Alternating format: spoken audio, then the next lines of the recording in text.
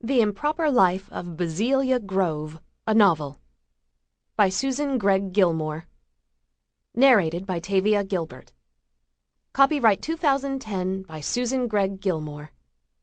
This unabridged audiobook is published by arrangement with Shea Earhart Books, an imprint of the Crown Publishing Group, a division of Random House Incorporated, and was produced in the year 2010 by Tantor Media Incorporated, which holds the copyright thereto. Grove baby girl makes debut. 5th generation Nashvillian. Friends and family celebrate at Grove Hill. Dr. and Mrs. Charles Goodman Grove V of Nashville welcomed their first child, born on March 26.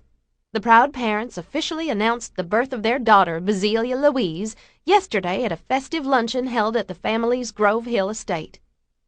More than 100 friends and family enjoyed a lavish meal featuring lobster-style eggs Benedict, quiche Lorraine, and cheese strata. The tables were covered with pink damask and decorated with arrangements of pink and white sweetheart roses.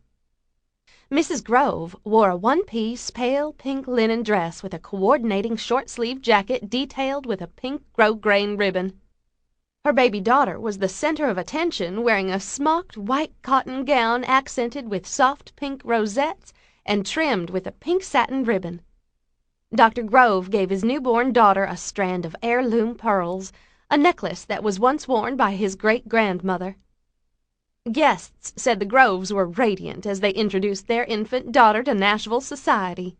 Mr. and Mrs. George Madison Longfellow Hunt V, Dr. and Mrs. Richard S. Silver, Dr. and Mrs. Joseph Lawrence Hayes of Birmingham, Alabama, and Mr. and Mrs. Albert Lyle Patterson II of Atlanta, Georgia, were among those in attendance.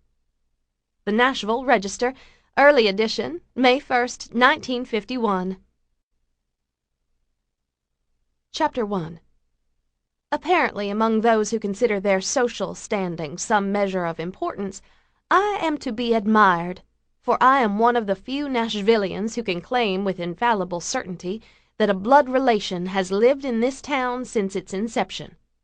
My mother, although a Grove only by marriage, never tired of sharing this piece of family trivia at cocktail parties or morning coffees, convinced that it elevated her own social position far beyond what her birth parents could have guaranteed.